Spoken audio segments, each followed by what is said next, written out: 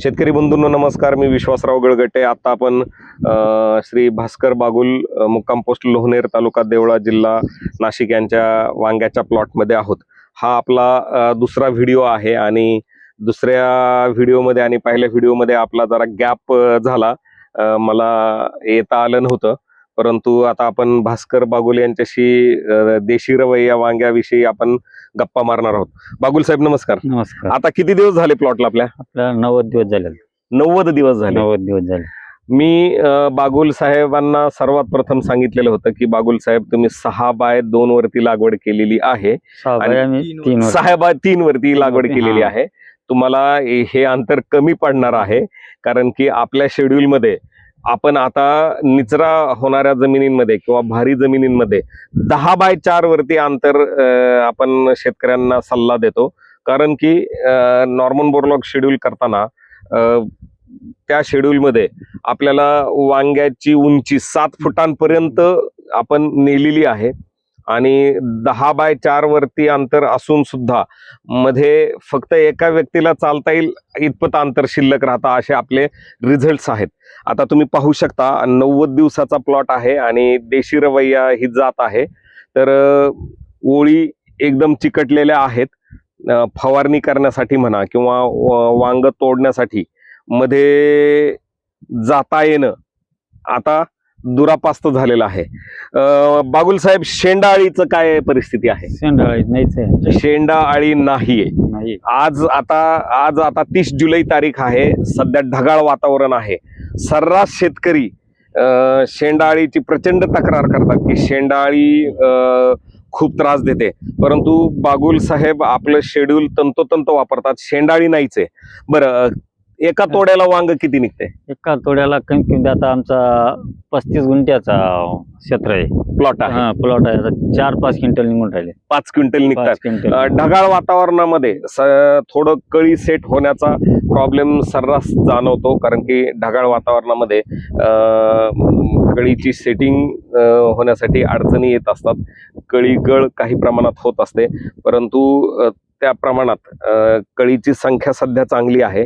आणि 5 क्विंटल मध्ये किडकं वांग किती निघतं? किडकं वांग कमीत कमी आता 50-60 किलो. 60 किलो. 500 किलो मध्ये 50-60 किलो. 50 किलो. त्याचं कारण असं आहे मुख्य की ढगाळ वातावरणामध्ये 6 दिवसाला शेड्यूल करणं गरजेचं असतं आणि अशा पद्धतीचं वांग्याची वाढ झाल्यानंतर सर्व ठिकाणी औषध पोहोचणं शक्य होत नाही. आपण कितीही प्रयत्न केला तरी सुद्धा, ब्लोअरने जरी मारलं औषध तरी सुद्धा सर्रास सर्व पानांवरती किंवा सर्व ठिकाणी औषध पोहोचत नाही. आणि शेंडा अळीचं किंवा ह्या फळ पोखरणारी जी अळी आहे त्या अळीचं अंडी अवस्था ही 5 दिवसांची असते आणि तिथून पुढे अळी अवस्था 12 ते 15 दिवसांची असते. आणि अंड्यातून अळी बाहेर पडल्यानंतर अवघ्या 24 तासामध्ये, म्हणजे एका दिवसामध्ये ती शेंड्यामध्ये किंवा फळामध्ये प्रवेश करत असते. म्हणजे आपल्याकडं ही अळी मारण्यासाठी फक्त 6 दिवस असतात. ह्या दिवसांमध्ये आपण सल्ला देतो 6 दिवसाला शेड्यूल करण्याचा. जिग्रा पॉवर प्लस एकदा मारल्यानंतर दुसऱ्या वेळेस जिग्रा सुपर मारण्याचा सल्ला देतो. तिसऱ्या वेळेस परत इमामेक्टिन किंवा हमला एकत्र करून मारण्याचा सल्ला देतो. त्यामुळं अळीचा प्रकोप आणि किडकं होण्याचं प्रमाण हे कमी राहतं. दुसरी गोष्ट, किडलेली फळं किंवा पडलेले शेंडे हे शेतकरी फेकून देतात. त्यामुळे त्या अळीचं चक्र, पुढचं जे चक्र आहे ते खंडित न होता पुढचं ते चालू राहतं. त्यामुळं अळीग्रस्त किंवा अळीग्रस्त फळं किंवा शेंडे, पडलेले शेंडे जे आहेत हे शेतकऱ्यांनी जाळून टाकणं गरजेचं आहे, जेणेकरून पुढचं चक्र खंडित होतं. मला एक सांगा, आपल्या वांग्याची जी क्वालिटी, चमक एकदम चांगली आहे. भैया 1-2 वांगे तोड रे. चमक इतर शेतकऱ्यांपेक्षा आमच्या मार्केटला 1 नंबर जाऊन राहिला ना. मार्केटला तुम्हाला आपण पाहू शकता, हे देशी रवैया जातीचं फळ आहे. फळाला एकदम सुंदर अशी चमक आहे. इतर शेतकऱ्यांपेक्षा रेटमध्ये काही तुम्हाला फरक मिळतो का? इतर शेतकऱ्यांपेक्षा आमचा 100 रुपये एक्स्ट्रा जातो. 100 रुपये एक्स्ट्रा. ज्यांचे जर 400 रुपये गेले तर आमचे 460 ते 80 जातात.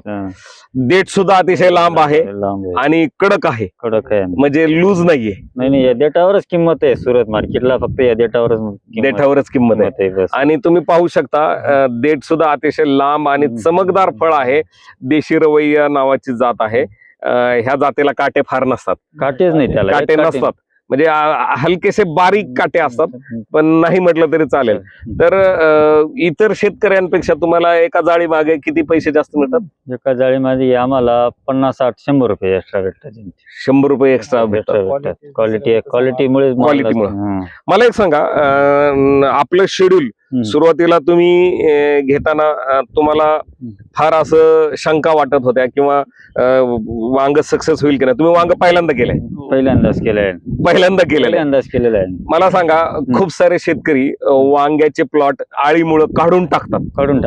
आता तुम्हाला वांग्यामध्ये काय कॉन्फिडन्स आहे? आम्हाला काही एवढा विषय नाही. वांग एकदम सोपं पीक आहे वाटतं. काही विषय नाही. तुम्हाला फार असं धास्ती लोकांनी जी सांगितली होती, वांग्याला फार फवारण्या कराव्या लागतात, वांग्याला फार शेंडाळीचा त्रास होतो, वांग्याला फळ पोखरणाऱ्या आळीमुळे प्लॉट लोक काढून टाकतात, असे माझ्याकडे फोन येतात. तुमच्या एरियामधून पण मला आले होते. तुम्हाला काय अनुभव वाटला आपलं शेड्यूल करताना? तुमचं शेड्यूल केलं, आम्हाला इतका रिझल्ट लागलेला आहे ना, त्याच्यामुळे आम्हाला काही विषयच नाही. जागा नाही, आम्हाला टॉप करावा लागेल. आता तो तोडायचं की नाही हा प्रश्न पडतो. मजूर नाही येत ना, म्हणजे मजूर शिरत नाही. मी त्याच्यामुळे सांगत राहतो की शेतकऱ्यांनी वांगे पिकामध्ये किमान हलक्या जमिनींमध्ये 8 फूट अंतर ठेवणं गरजेचं आहे, आणि भारी जमीन असेल तर 10 फूट पर्यंत अंतर ठेवणं गरजेचं आहे. कारण की आता पुढच्या वर्षी आपण परत एकदा वांग करणार आहोत, आणि त्यावेळेस मात्र 10x4 वरती करायचं आपल्याला. किती? 10x4. मला अजून एक सांगा, वांग्यामध्ये तुम्ही पहिल्यांदा वांग केलं आणि देशी रवैया केलं, तुम्हाला वाढीला असं कधी वाटलं का की वांग आता थोडस आकसलंय किंवा मुळी चालू नाहीये किंवा वाढ थांबलेली, असं कोणत्याही क्षणी कधी वाटलं का? नाही, काहीच नाही, असं कधी वाटलं नाही. पण आता असं वाटतंय झाड स्टॉप करावं वाटतंय. झाड स्टॉप करावं असं वाटतंय, कारण की शिरता येत नाहीये. तुम्ही पाहिलं ना, प्लॉट असा झालेला आहे की आतमध्ये जाता येत नाही. झाड स्टॉप करावं वाटतंय त्यांना, परंतु झाड स्टॉप करायचं नसतं. फार तर तुम्ही साईडचं जे आहे ना, साईडचं थोडंसं टॉपिंग करू शकता, पण वरचं टॉपिंग करू नका. कारण की काय आहे, शेंडा जर थांबवला आपण तर परत ते साईडने अजून जास्त फुटवे निघतील, आणि आपण उंची देऊ त्याला. फार तर आपण त्याला बांधू शकतो, पण साईडने तुम्हाला चालण्यापुरतं फक्त थोडं टॉपिंग करा, वरचा शेंडा नका मारू. निश्चितच आता 90 दिवसाचा प्लॉट आहे. आपण हा प्लॉट 1 वर्षभर चालवणार आहोत, आणि ह्या प्लॉटचं पुढची प्रगती आपण तुमच्यापर्यंत पोहोचवत राहू. 50 किलो सध्या त्यांचं किडकं वांग निघतंय. त्याचं कारण मुख्यत्वे करून औषध सगळीकडे न पोहोचणे हे आहे. परंतु आता या साईडला थोडंसं आपण झाडांना कट मारून त्यांना आपण पुढचं शेड्यूल देणार आहोत.